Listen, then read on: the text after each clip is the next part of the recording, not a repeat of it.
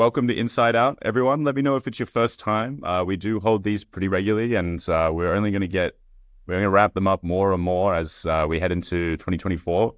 I'd like to also take this opportunity at the top of this webinar just to let you all in on a little secret that we've been cooking away here in Dovetail HQ. Next year, early next year, in the first quarter, third of the year, yet to be, well, we know the date, but I'm not going to tell you.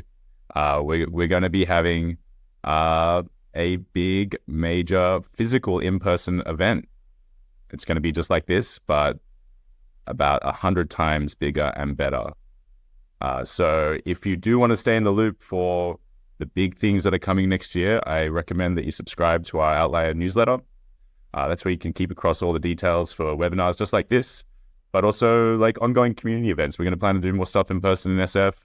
We're going to be in person for this massive thing that we're going to be doing next year in SF as well. And, there's going to be free tickets. There's going to be in-person tickets. There's going to be paid tickets. There's going to be all sorts of things, all sorts of opportunities for you to engage and take part in this huge thing that we're doing. It's going to be awesome. We're going to get the whole community together. We're going to have a lot of fun. So I highly recommend you stay in the loop, and we'll keep you updated because we'd love to see you there if you can come, and if you can check it out online, we'd also love to see you there as well. So I want to introduce our lovely guest today, Che Sharma. So Che has worked as a data scientist at places like Airbnb and Webflow, so huge companies, big institutions in tech, and he's now founded his own company, Eppo. Che, do you want to explain a little bit about what Eppo is, what it does, and why you started it? Yeah, absolutely. So yeah, thanks for having me, Sean. Thanks for having me, Carlin. Good to be here with everyone across the world. So I'm CEO of Eppo. We're a A/B experimentation platform built for modern product teams. And so, A/B experimentation is a workflow that has been very, very meaningful in everywhere I've worked, not just as a way of building customer feedback into the process, but also as a piece of culture. And to give you a sense of what I mean, you alluded to Airbnb as like, kind of a large, sophisticated company.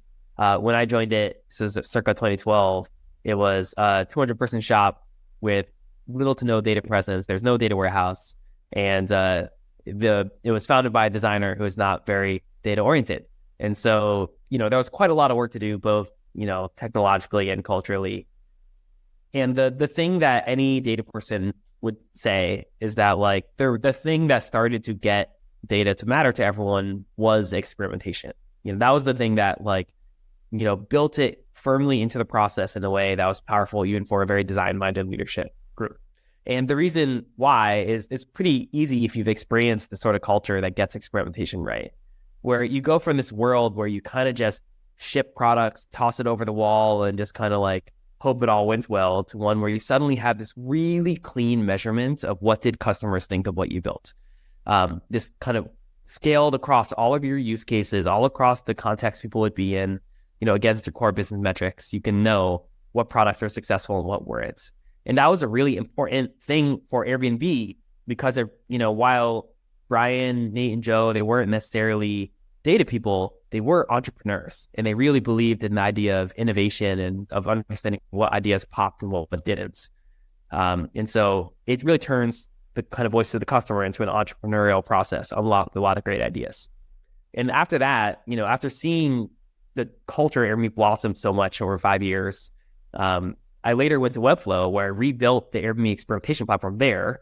It took a lot of work, but on the other end, what I realized was Airbnb was a place that was littered with like PhDs everywhere. It like had a whole different type of workforce than you might see in a 100-person company at the time.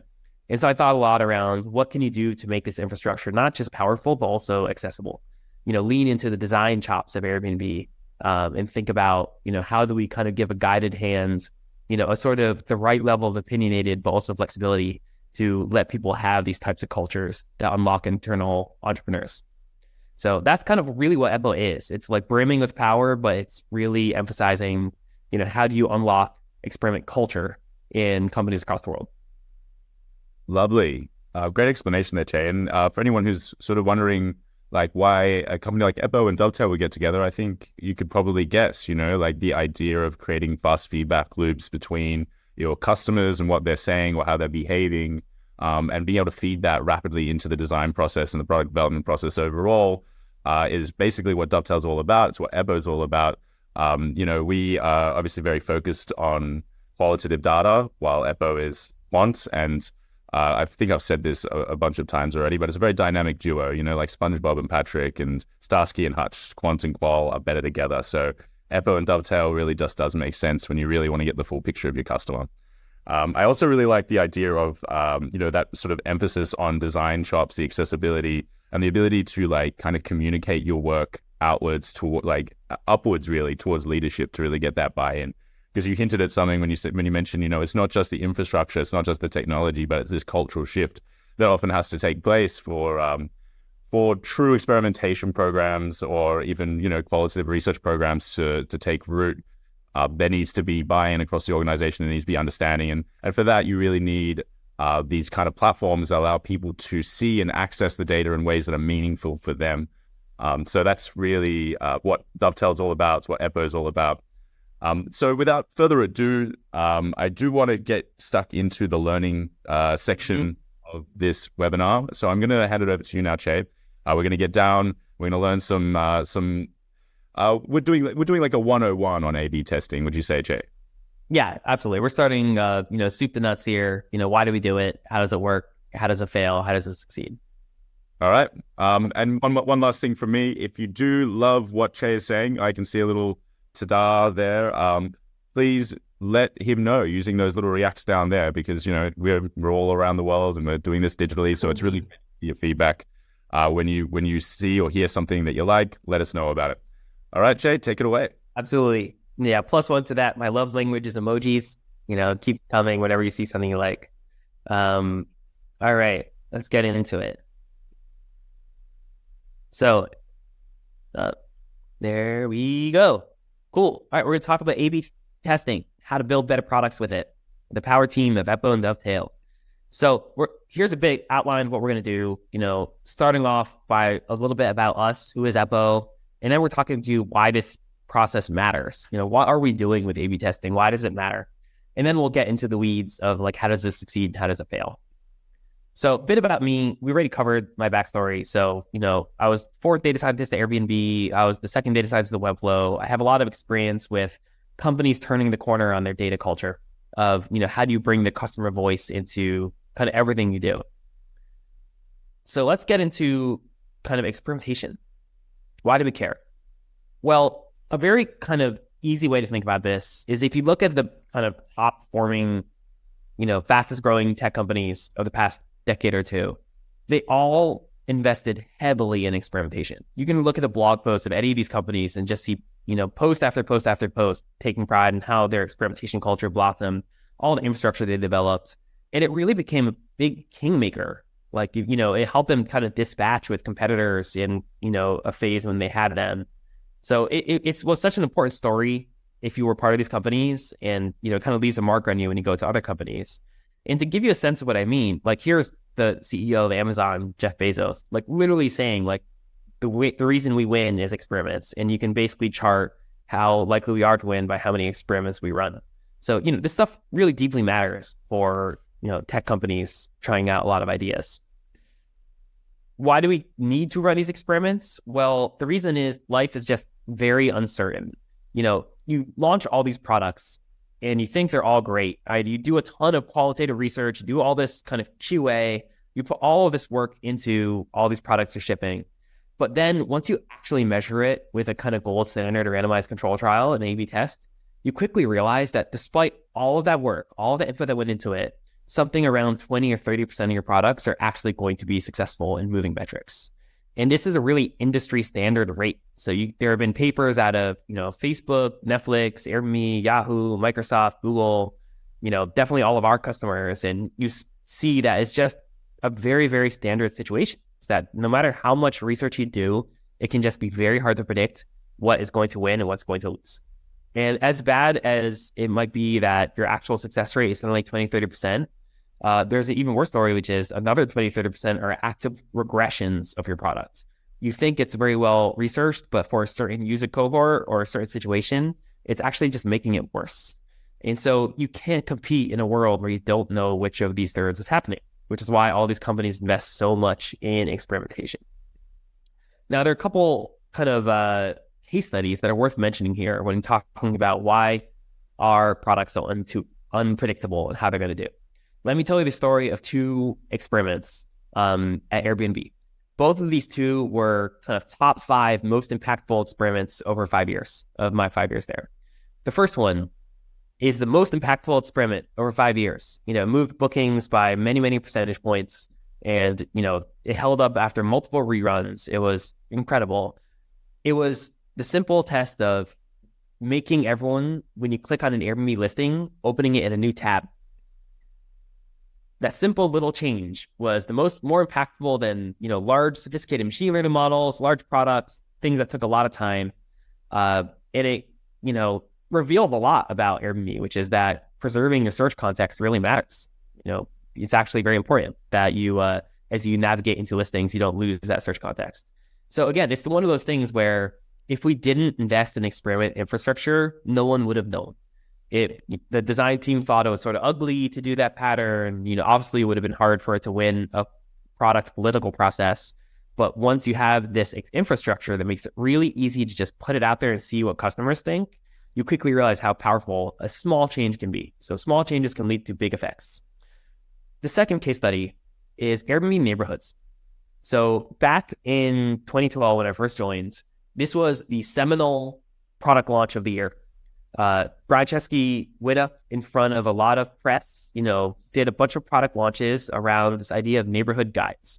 The idea was, suppose you were going to visit San Francisco and you were deciding where to stay. Airbnb would show you this kind of 10-page glossy rendition of, say the Mission neighborhood, saying if you're going to stay in the Mission, you should go to Dolores Park and hang out. You should get a burrito. You should go to Tartine Bakery, maybe check out some show.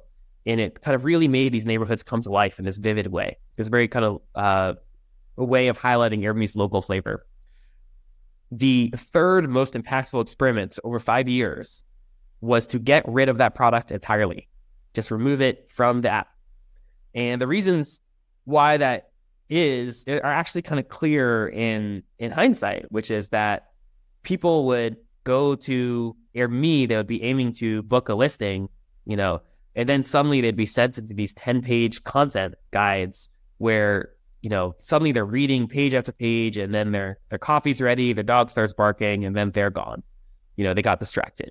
So this was a big learning to say, despite, qualitative studies saying people have this in front of them and say, oh yeah, it's super nice. When you actually put it into the flow, it ends up being a big distraction. It makes them lose focus from the actual goal of booking a listing. So that was two case studies where it's kind of unintuitive results that you wouldn't expect. I see in the chat, there was a question, what data made you test a new tab? Well, the great thing about experimentation is that if the amount of work to test out a new thing is very, very little, then the onus of proving its value is also commensurately little. It actually is just easier to run the experiment and just see what people think.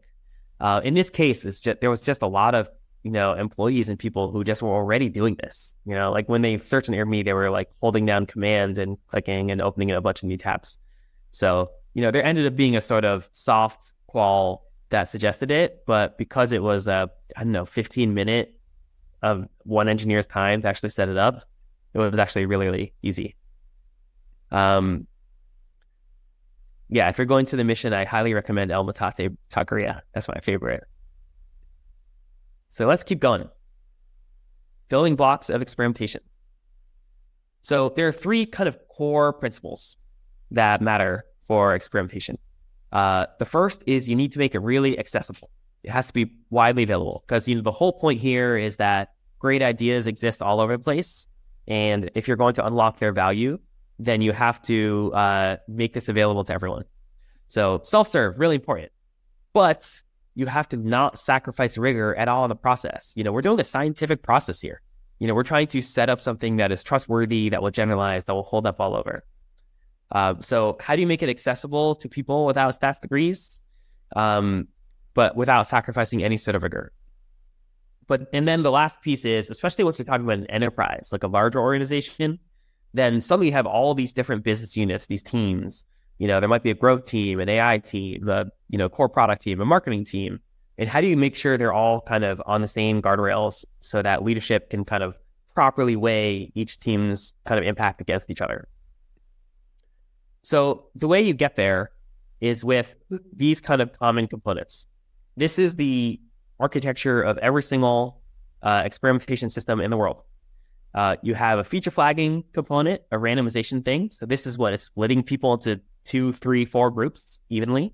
This is the randomized part of the randomized control trial. And then you have all the metrics you're trying to drive. These could be Airbnb bookings, or it could be revenue, activation, any of those sorts of things that, what the metrics that if you were to move them, a CFO would care. Now, together, you have to calculate a bunch of things. And we're going to be going in depth on each of these pieces throughout the presentation. So the first is, the actual report. What metric moved, and did it move in a way that was signal, not noise? Metric lists with statistical calculations. But the things that, can often get neglected is you also need to do a whole bunch of diagnostics, because it turns out there's a bunch of ways in which the experiment setup might be a failure. Things that lead to imperfect randomization, biased randomization. Things where your metrics are actually failing, the data pipelines are failing. So you end up building quite a lot of observability and diagnostics to make sure when you make a decision at the end, is it actually a trustworthy one? And then the last piece, or the next piece, is investigations. It's pretty rare that someone runs an experiment and just moves on with their life. You always want to dice it, build funnels, figure out what are the root causes here. Maybe it didn't work overall, but it worked for some people, or maybe it generally worked, but there was actually a bug on one particular use case that, tanked the whole thing. So making these investigations really easy is a core part of it. And then all this gets rolled up into reporting. And this is one of the things that, as Sean was mentioning, is really in common with Dovetail and Eppo. We care a lot about reporting. A big part is that we ultimately are trying to drive culture here. We're trying to drive, the opinions of leaders who are not themselves running the experiments. And so how do you package up everything that just happened and make it kind of widely accessible across the org? So with that, I'm actually going to pause right here and go through a quick demo of Eppo, kind of give you a sense of what do we mean when we say all these things. So here is Eppo. So you come here and you can see kind of all the experiments that are being run. We'll dive into one of them. Here's a typical report. So you come in here and you can see how all these metrics are moving. Now, I mentioned at the start of the call, I care a lot about accessibility. We really want to make it that without knowing any statistics degree, you can actually make a decision. To give you an example of what I mean, we have this thing called a progress bar. Under the hood, for anyone who's run A/B tests before, a progress bar is actually a statistical power calculation. It's called a power analysis. And it's kind of thorny, and it's in the inputs you need. We actually make this widely available and automated to everyone. And crucially, we don't try to explain to everyone what a power analysis is. Instead, we just show them a progress bar, because people may not know what power analysis is, but they know that this is 50% done, or 75% done, or 80% done, or whatever. It's usually what people are actually trying to see is just how much longer should I wait until I can make a decision hygienically. Another call out is I usually joke, if you're in the world of explaining to people what a p-value is, then you tend to lose the room really quickly. And so instead of it being on confidence intervals, because people understand this is a narrow range thing, which is, green and good. And this is an uncertain thing, which is wide and gray. And so the semantics kind of do a lot of the heavy lifting for you of how to understand this thing. And if for any reason, this experiment is not ready to call, we will actually gray out everything. So we're, to avoid kind of doing those dopamine hits. So again, a lot of emphasis on how do you make hygienic decisions widely accessible. For each one of these things, the deep diving process is really easy. So you can kind of jump into any single metric and decide I want to split it by some sort of segmentation. As mentioned before, it's very common that your experiment might be working overall, but it might be failing for a certain segment. This in particular was a pattern we saw all the time in Webflow, which was that you'd release some changes And business users would like it. Some of our students, some of the others would like it. But the core designers actually wanted something completely different. They would always go in the opposite direction, which was interesting, right? It kind of shows you the need for personalization and also sort of value judgment from leadership on like which are the users we care the most about. So you can see this overall, you can see trends over time quite easily. So deep diving, very easy. And then the diagnostics part I mentioned, we've built on a full kind of observability tool to make sure everything is healthy. So one thing we'll do is you think it's a 50-50 test, we'll kind of modify it, or we will know what the actual percentages are. So it's not exactly 50-50, it never is, but is it sufficiently different that it's a problem? We run something called a sample ratio mismatch test to kind of help you out there. And then similarly, we sit on top of your warehouse, we consume all your metrics. And so as a result, we have to make sure that data is good, because the worst thing is your experiment report looks like it's ready to go, but actually your data pipelines broke 5 days ago and it's not up to date at all. And so we kind of are always kind of probing your data to make sure it's in a good spot. So that's kind of how you kind of make decisions with Eppo for experiments. The cool thing that we do that to take it to the next level, and this is again something that is kind of very in line with how Dovetail sees the world, we have a full-on report builder where you can curate these great reports for the rest of the team. Right? Kind of what are the core hypotheses? What did he do? What decisions did he make? We have these blocks to kind of add in metric blocks or, screenshots or anything like that.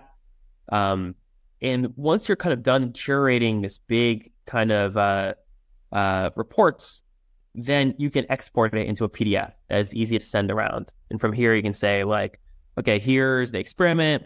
Here's the overall pieces that went into it, details about what got tested. Because, a lot of these experiments are just called, onboarding experiment V2 or whatever. So you need the screenshots to really give a sense of what was this thing. And then from there, the metrics that moved and all the sort of deeper dives are put into the appendix around what actually changed. So again, we care a lot about the evangelism side of experiments, and we make that very easy with our reporting. There's a lot of details as well around how data is configured. One of the things we take a lot of pride on is having a modern approach to data analytics, where everything is kind of configurable under the hood with SQL queries. And so this is really nice because for anyone who has worked in the data world, that the warehouse is the center of everything. And you want that to be the basis for all your sorts of metrics and all your core analytics. You basically want Eppo to use the exact same concept of revenue that your BI tools are using. The same precision, because, experiments, a lot of the effects are on the order of 1, 2, 3, 4, 5%. So you can't have data inaccuracy issues that are on that level. Now, while only analysts can configure the SQL queries in here, anyone can make metrics out of it. And with that, you can do things like create sums and counts and kind of, threshold metrics, like how many people have greater than, 5 things. All this is part of a general metric library where you can choose from a bunch of pre-curated things that your data team has set up, and then add them to the experiment very easily. And so you can see funnels, you can see counts and revenue and stuff like that. So the entire philosophy is that there are people who really understand data quality and metrics in your org, the data team by and large. They own kind of configuring the underbelly, the core concepts behind Eppo, but anyone in the org can kind of select from this metric library and then kind of make decisions accordingly. So with that, I'm going to pause on the demo. There's a ton more things we could get into. Actually, let me get one other thing, which is a lot of the stats. We take a lot of pride in stats. My background is in statistics. I went to grad school for it. I like to say we're the first experimentation platform that was actually founded. It has a CEO who's a statistician. And with that comes a lot of both opinionated approaches as well as kind of statistical power. So for example, we have a variety of statistical regimes. We're going to be talking through some of these approaches later on, but we are somewhat opinionated. We actually encourage a lot of people to use these sequential methods. And the reason is that if you are familiar with kind of statistical approaches, a lot of the more standard fixed sample size stuff that people use, t-tests and the like, you make a promise to them that you're not going to look at the results until it's done. You're basically saying, like, even though this metric is going up or down, I promise I'm not going to peak. It's called the peaking problem. Sequential methods basically say, let's just assume you're going to peak every single day, because it's an impossible promise to make in an organization. And we're going to modify the decision boundary accordingly. So yeah, we'll get into this in the later slides, but this is something where if you use the sequential method, then it's kind of like failure proof in a way. You can kind of guarantee people aren't going to make unhygienic decisions. We also do things like multiple hypothesis correction. We have a kind of cool alpha spending approach to it that gives a lot more weight to primary metrics. And there's other things like winsorization and the like we do. One last thing before I jump back into the slides. Everything in Eppo is powered by Cupid. Cupid is a kind of state-of-the-art kind of variance reduction technique that speeds up experiments. And we've seen experiments speed up on the order of 25, 50%. So, that's quite meaningful. An experiment that might take a month now only takes 2 weeks. So your decision velocity goes way, way, way up. We'll get into what exactly Cupid is in the slides, but the key thing to understand about it is that it is the rare example of a free lunch in the statistics world, something that has literally no trade-offs. Everything else is trade-offs. And for that reason, if you go to a place like an Airbnb, 100% of experiments use Cupid. It's just kind of built in, mainlined into everything. So when you use kind of modern tools like Eppo, your experiments will just literally run faster. So with that, I'm going to take a few questions, then jump back into the slides, where we're going to go over all of these pieces in kind of much more depth on like making sure you understand, what are all these components? How do they succeed? How do they fail? Very nice. So we have got a couple of questions here. So I'll rattle up a few and then we'll jump back into the slides. Yep. First off, we've got from Marja regarding the neighborhood experiment that you folks did in Airbnb. Did you consider when the neighborhood guide was shown to the user? That is, Marja's wondering about the impact of sharing it after the booking to improve customer retention. I don't know if you can shed any light on that. Yeah, totally. And that was actually what ended up happening. So I might have been a little bit strong in saying remove it from the product entirely, but they basically first turned it into a like post-booking thing of saying like, okay, let's make sure it's no longer distracting to people. Now it's just part of them actually making the trip. But even with that, eventually ran more experiments, and then eventually I don't believe it exists anymore. So it's kind of interesting that way. So it makes sense why the company is very excited about it, because it seems like it makes sense. It just turns out Airbnb is much closer to a booking platform like a Kayak than it is to a TripAdvisor content platform. Interesting. We've also got from Pablo, how do we manage the concurrent running of many A/B tests? Yes, it's a great question. So easy way to think about it is if you're an Airbnb or a Facebook or a Microsoft, you're running thousands of A/B tests at any given moment. As you might guess, with a kind of simple app like Airbnb, there aren't that many pages. So that means there's a lot of experiments per page. And so there's actually a great paper that Microsoft put off that is a great explanation, which is that in effect, it's actually extremely rare that these experiments meaningfully affect each other.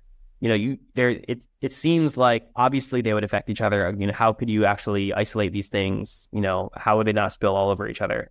But just empirically, it's just super, super rare that it happens.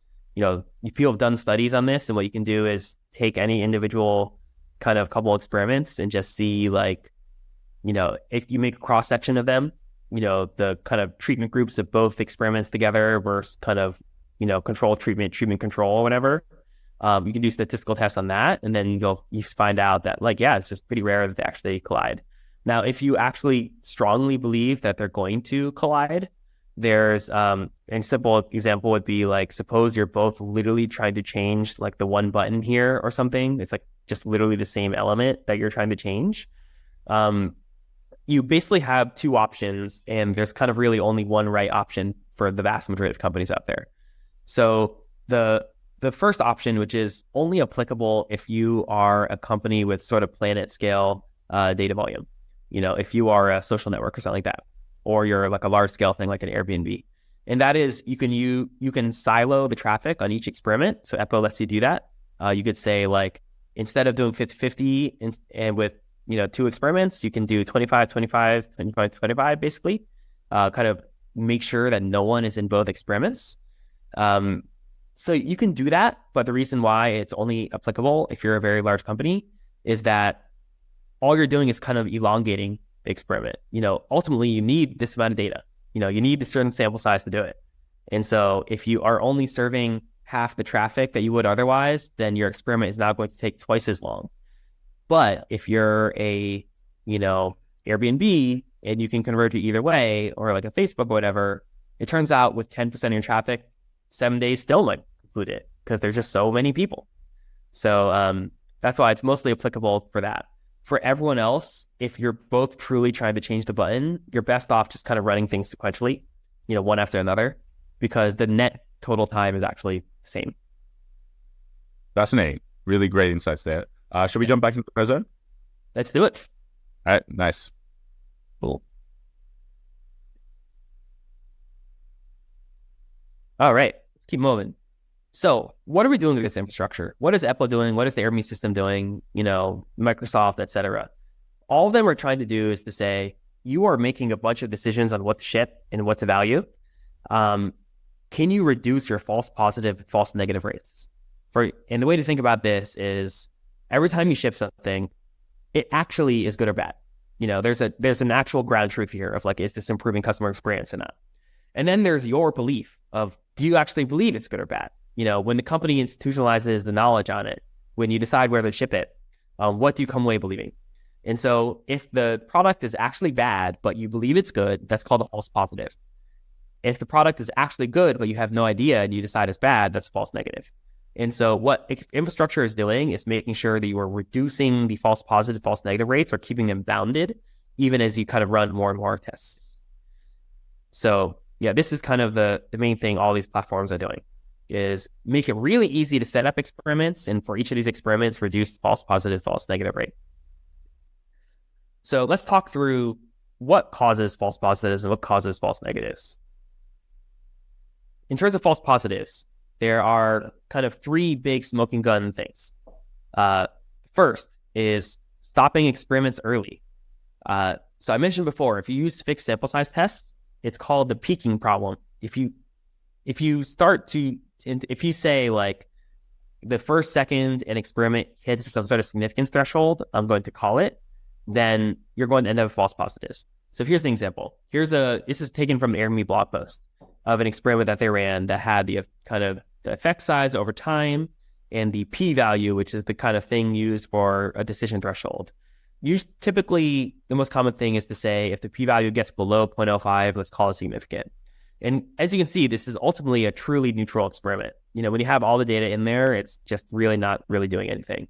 But along the way, it will actually dip into significance, just out of pure noise, a random walk, just like a kind of random noise will drive it into that sort of thing. So you have to basically say, even though I am seeing kind of greens or reds or whatever, I need to not make a call. Now, there's basically 2 mitigations you can do. The first is to use a statistical method called sequential analysis. I alluded to it before. It's in Eppo. It's our opinion on what most people should be using. And the reasons you'd use it is that you now are kind of released from this sort of issue of kind of peaking false positives.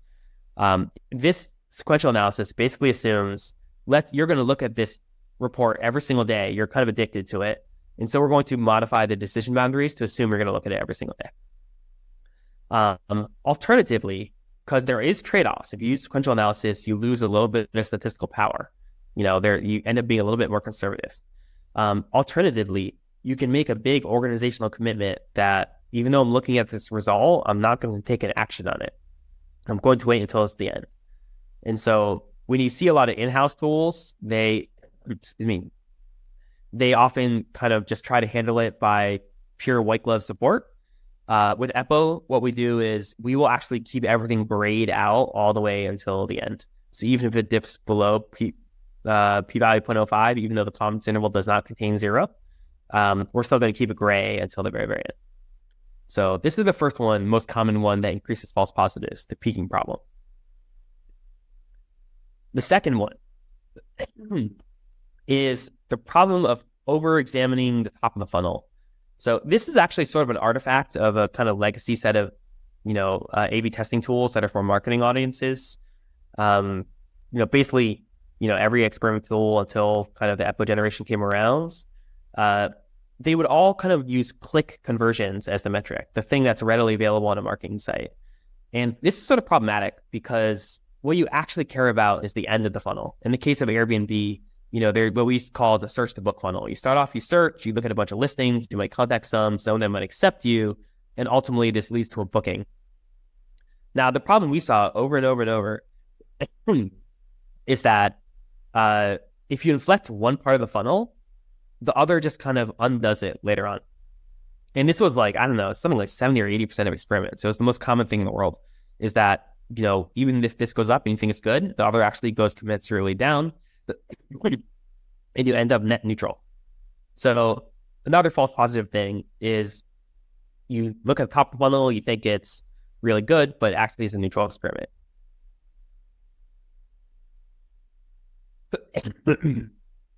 So next thing, I talked before about, metrics that are kind of down funnel that ultimately drive the decision. You really want to use business metrics, things that, again, what a CFO would care about. So, a lot of companies are revenue oriented, purchases, transactions are very good. Or there might be something like activation. Maybe your company has a sort of aha moment that you want everyone to hit. This is another great metric to use. These sort of more shallow metrics like clicks, conversions, signups, they're nice to know, but there aren't necessarily great ways of making decisions. Next thing, false negative risk. What causes all the false negatives? By far and away, the most common reason for false negatives is not having enough data. This is the problem of you need enough data points to actually separate signal from noise. I mentioned before, there's a thing called a power analysis. And so there's some online tools. This is one by kind of Eppo teammate Evan Miller that you basically put in some inputs, like what is your baseline conversion rate, how much does it change, and it'll tell you in the end, here's how much data you need. Here are how many users in your experiment you need. Now, the problem is you will see people run an experiment for like 1 or 2 days, have nowhere near the requisite amount of sample size, and then be like, oh, I guess it didn't work. And this is a big problem because, you end up institutionalizing that the product failed when in reality you just didn't really wait long enough. There's actually a story at Webflow when I joined. I had joined in about 6 months prior to my joining. There was this product that they had run an experiment on. It was called pre-built layouts. And it was too bad because it was a pretty well thought out product. It had a lot of qual backing behind it. I thought it was executed pretty well. I was a Webflow customer, so I kind of could appreciate it. And everyone was sort of let down that it didn't work. But when I looked at the experiment results, they wanted me to have a look. It's like, they ran it for 2 days, and it should have ran for like a month and a half. It was nowhere close to having enough signal.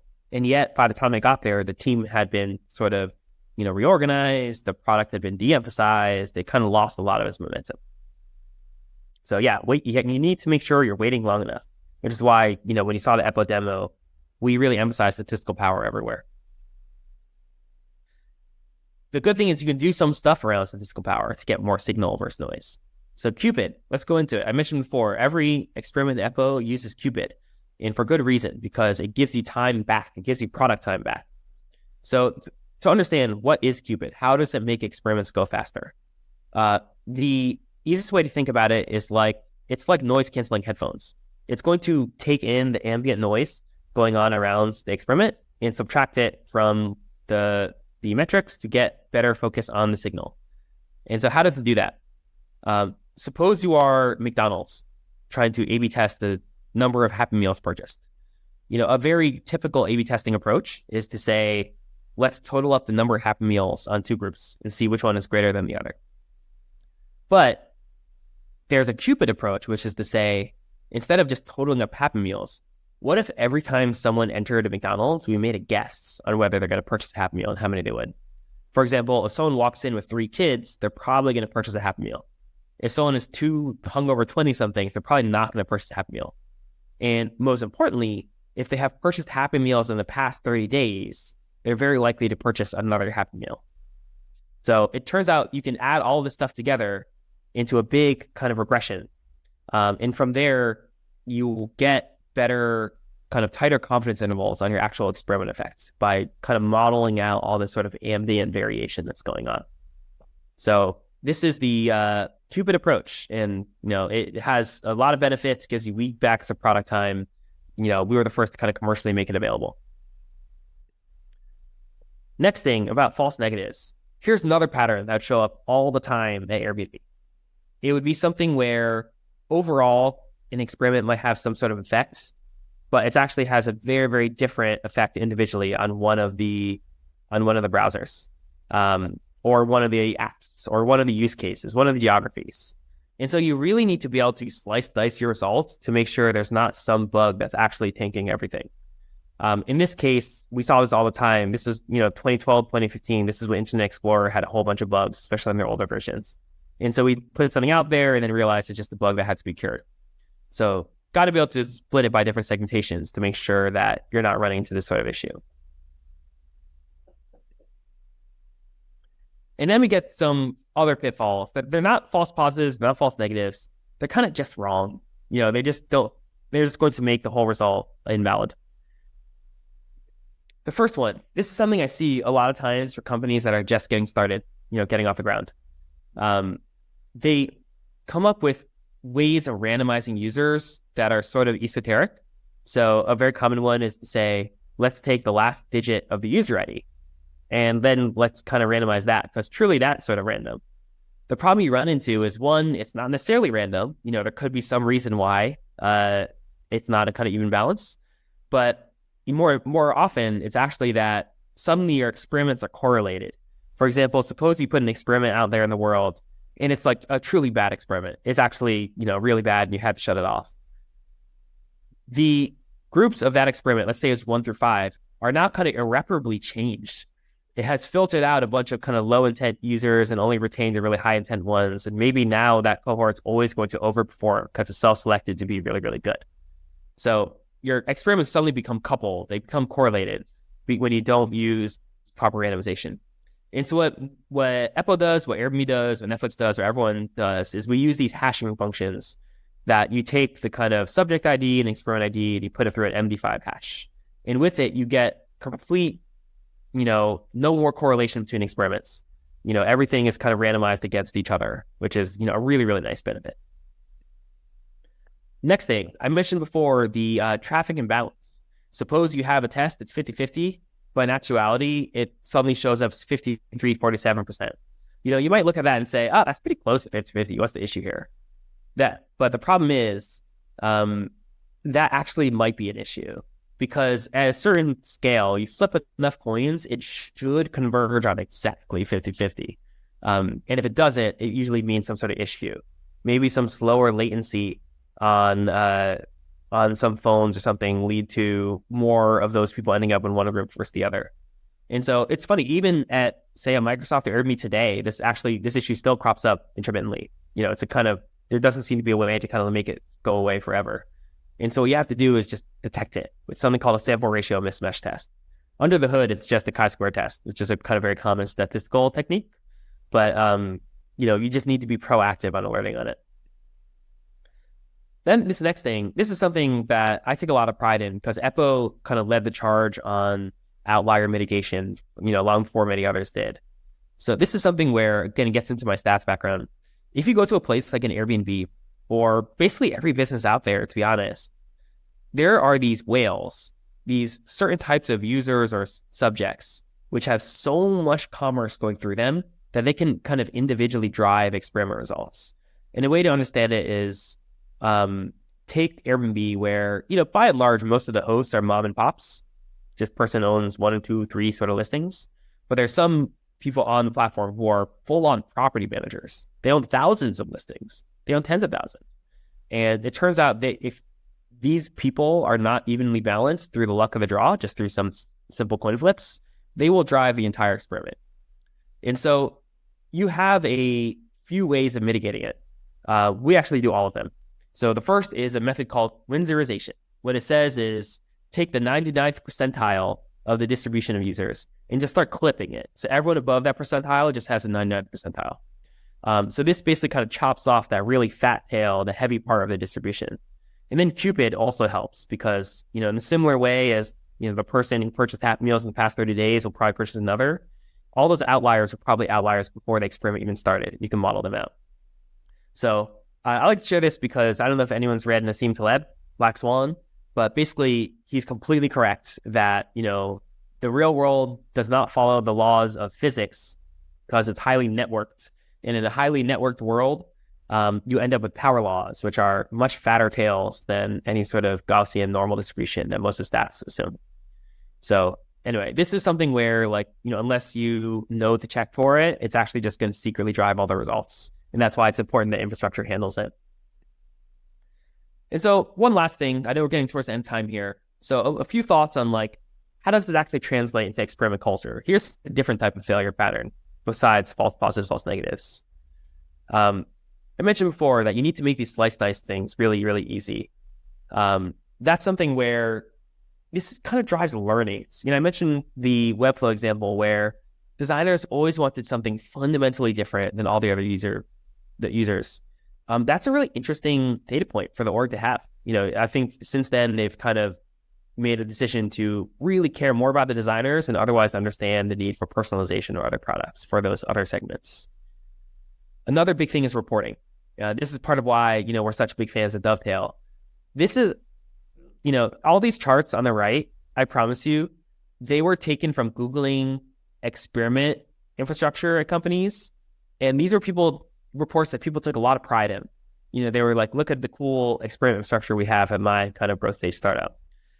The problem is that this stuff is basically inscrutable. It's impossible to understand, unless you personally built these reports, there's no way you're really going to understand what just happened. And this is an important part of culture. Again, you're ultimately trying to drive leadership, trying to drive promotions. So it needs to be beautiful. It needs to be understandable. It needs to be viral. And so the way to think, the way we kind of made reports is to say, take a page out of the management consultant's book. These people spend enormous amount of time curating really fancy presentations. So, and they do it because they know it instills trust.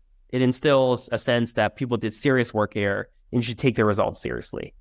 So that's why we invested so much time in report building, because as good as it is that you're making scientific, hygienic product decisions, we're trying to drive a culture of science, and that ultimately means exporting the values and the results across the org. So, all this should ultimately lead to a world where product teams, engineers, AI teams, testing models, marketers, everyone can run experiments everywhere. And along the way, they kind of consistently avoid all the pitfalls that I just mentioned. And this kind of creates this flywheel where suddenly you're testing all over the place. And suddenly, instead of leadership wondering, what the hell is A/B experiments, why are we wasting time on it? They're suddenly demanding it and wondering, why didn't you run this as an A/B test? So a lot more to cover here. I want to make sure we get some time for questions, so I'll pause. Feel free to check out more about us at this link, eppo.com/dovetail. Awesome. Thank you so much, Che. That was amazing, very insightful, a lot of really cool tips, especially around the pitfalls, what to avoid. Even for a statistics noob like myself, I found it really very useful. I'd love to invite everyone just to give Che a round of digital applause for his time here today. If you've enjoyed this talk, I certainly have. Let us know in the emoji world and this sort of virtual interaction. There you go. Lovely. Love to see it. So let's get started with a couple of questions. I've got a spicy one right here off the bat from Pavlo. So Pavlo asks, or sort of says, your advice using core business metrics instead of shallow metrics around that. So aren't these shallow metrics more sensitive to the effect of the test? So it would make more sense to use sensitive metrics, even though he understands your point of view. What's your sort of take on that? Yeah, it's definitely these metrics that are sort of up funnel, they're easier to move. And so you can run faster tests. The reason why, I believe they shouldn't be really the basis of experiments, if you can help it, is just this effect. And, I've just seen it so many businesses now that this is not the exception. This is the norm. it's actually very, very common for top of funnel, inflections to be completely undone by stuff down funnel. So there's kind of a question you have because like ultimately these experiments, you're not just making launch decisions, you're instilling institutional knowledge. This is stuff that people are going to take away and say, this was successful, this was not successful. Let's do more of the successful things. You just run into dangerous territory if you're like, okay, I'm doing this out of convenience. I'm doing this out of the ability to kind of run tests faster. But like, suddenly we are not actually making the right calls on like what's working, what's not. So there are versions of the world where your business metrics are so thoroughly down funnel that you have no hope of converting an experiment in like even 3 months or something like that. In those cases, yeah, you probably need some solution for something kind of shallower, more funnel, more sensitive, more movable.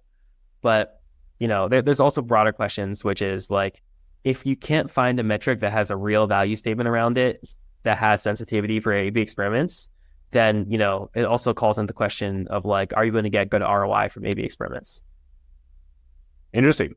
I've also got a question here from Sanjay about the minimum requirements from web and mobile applications. At what stage of development is it appropriate to perform experimentation, and what kind of tech stack environment is required for experiments, and how much does it cost ultimately?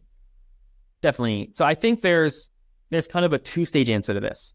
I think you can start running A/B experiments like fairly early. Let's say when you have like, 1,000, 10,000 users, that you can get into the experiment. But you should understand, this is basically just going to be regression tests. It's not going to be sensitive enough to pick up, to highlight ideas that are really, really great. You're just going to basically make sure you're not crashing the app with like a little bit more sensitivity than just looking at logs. I think the real power really comes into play once you can get like 100,000 people into an experiment. And so that typically is available once you have mostly for certain types of business models, especially consumer ones. If you're a consumer company, like, you get to those sort of user volumes, kind of once you hit the growth stage. And I think that's when it makes the most sense. But also B2B companies will hit that point kind of a little later in their journey. So yeah, I think when you start running experiments, I think you start early on just for this kind of like avoid regressions, but it becomes kind of like really necessary, from pure kind of competition standpoint, once you have, let's say 100,000.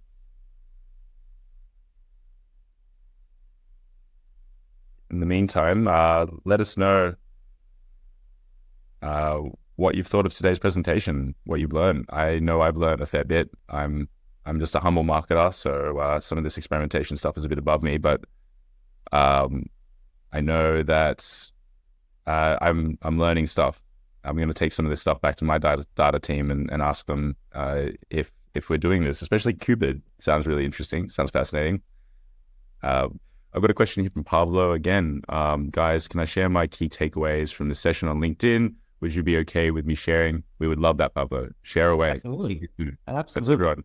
There, you're back. Okay. We'll get on to, I think we've got time for one more question. Another one from Pablo. Why not? So about outliers, let's consider examples of very heavy-tailed metrics, typically average revenue per user, where there is no clear decision boundary between regular users and outliers. Is Windsorization still good? Maybe should we stratify users by their revenue? I understood about 3 words of that, but Jay, take it away. Yeah. So the question is, if you have a kind of continuous metric like average revenue per user, how should you handle that sort of thing? I think if you were to use an A/B test, I believe in general that a sort of using the actual continuous metric like revenue in this case, in Windsorizing it, like in using Cupid, is actually the best approach for kind of mitigating that sort of heavy tail, that where the outlier is going to drive everything. But there is one caveat. Suppose those outliers, those heavy whales, actually account for really meaningful amounts of revenue. What if those whales are actually like half your revenue? And suddenly you're just, what Windsorization is what it's doing is basically saying like, make sure these people don't drive the whole experiment. But what it actually could end up doing is making you, miss the signal on those whales. We've had a lot of conversations internally about this. There's kind of a philosophical question. What do you do when whales account for like 50+% of your revenue? The way I come down to it is, I think that's a great time to take a dovetail like approach. and to actually bring out your qual hat, because, in those sorts of world, you can actually call up the outliers or contact them in some way and kind of get more meaningful impact. Because the problem is that at that point, there's no kind of idea of like an average or any sort of summary statistic that can like really take them into account. They can put statistical inference on it. There are some tests you can do for like, did the 90th percentile go up or 95th percentile go up? There's some things that you can do along those lines, but I think that their answers end up being a little bit dissatisfactory. Absolutely. And I think that's a great place to leave it, actually. We've got about 3 minutes left. If you want to learn more about Eppo, we've dropped some links in the chat there. If you want to learn more about Dovetail, as Che alluded to, you can understand a lot about what's going on using great quantitative methods, and sometimes you really need to dig a bit deeper and find out why that might be happening, or, qual can really help you get that full picture, especially when combined with really powerful data that you can get through an experimentation program. And I think as every kind of data person or UX person knows, like the real power happens when you do both, because, you hit them on both angles. And, we used to make these sorts of partnerships all the time at Airbnb with the UX research team, because ultimately we're really in the game of getting customers in the driver's seat of product. And there's nothing more compelling than, a quant result that shows impact and a qual result that shows why, the color. Yeah, I also noticed with like different stakeholders as well, they respond, in leadership, they respond differently to different kinds of data. Working in the tech industry, obviously a lot of people have like high confidence in quant, and sometimes that's the way they want to see the information. That's what's more compelling. That's what will convince them. At times, the qual can really come in with that emotional, empathetic force that can really convince stakeholders and allow them to see the picture that you're really trying to advocate for there. I think just better together, always using quant and qual together, so you can understand your customers better than their own mothers, at least when it comes to product preferences. Love it.